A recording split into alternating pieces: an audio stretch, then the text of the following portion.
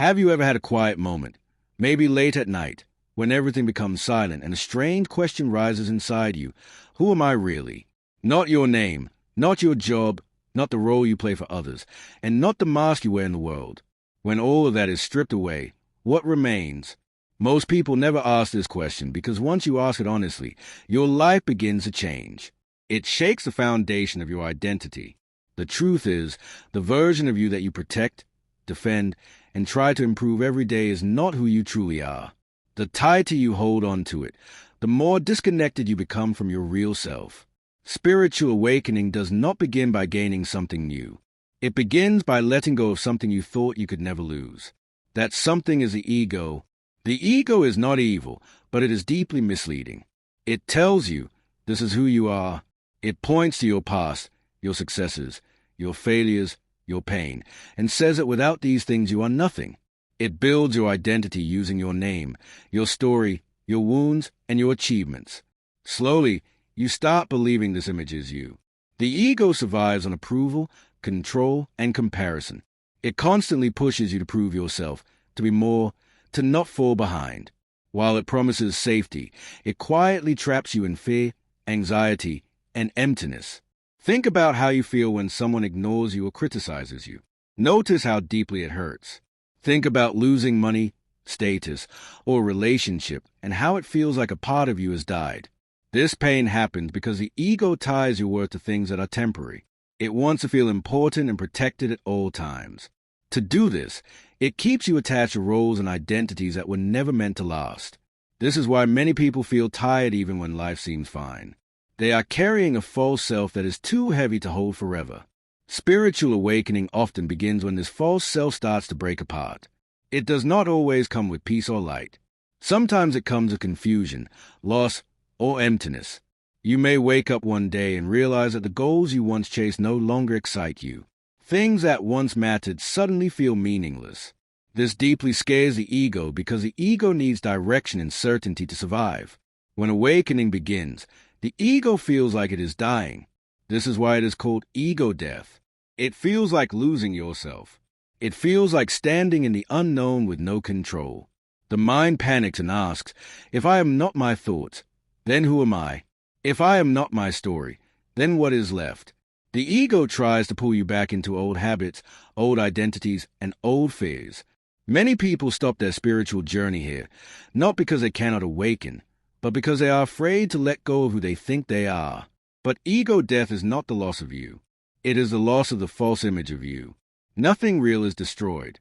What falls away is the illusion you have been living through. It is like carrying a heavy bag for your whole life and believing it is part of your body. When you finally put it down, it feels strange at first, but then you realize how free and light you truly are. That is ego death. It is not destruction. It is release. When the ego dissolves, even for a moment, something deeper is revealed. Awareness.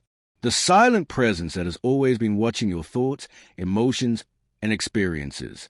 This awareness does not need approval or validation. It does not compete or compare.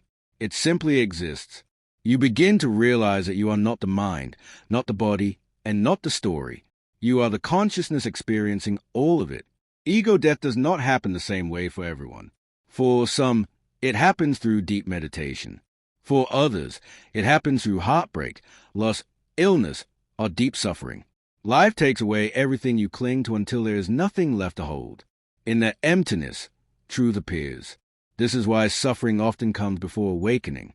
Suffering breaks the ego's belief that it is in control.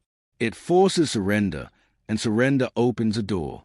During this phase, many people experience deep confusion and emptiness. Old pleasures no longer satisfy them. Old identities feel fake.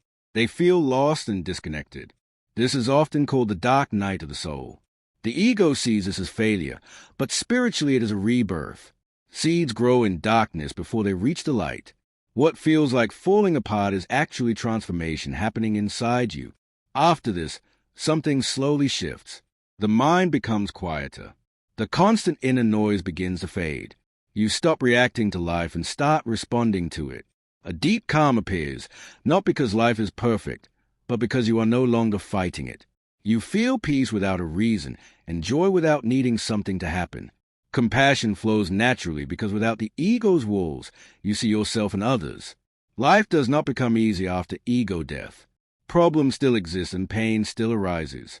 But suffering changes. You no longer see pain as who you are. You experience it and let it pass. You stop asking why life is happening to you and begin to see life as a flow instead of a battle. Detachment does not make you cold. It makes you free. The ego does not disappear forever.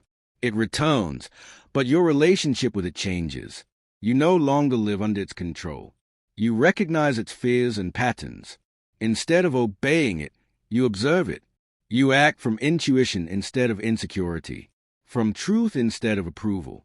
This is when life feels meaningful and alive. Ego death is essential because without it, awakening remains only an idea. You can read books and watch videos for years, but until the false self dissolves, truth cannot be lived. Ego death is a price of freedom, and freedom is worth it. If you are feeling lost, empty, or confused right now, know this. You are not broken. You are not losing yourself. You are shedding what was never truly you. On the other side of this process is clarity, peace, and a deep connection to life. Remember this always. You are not here to become someone new. You are here to remember who you have always been.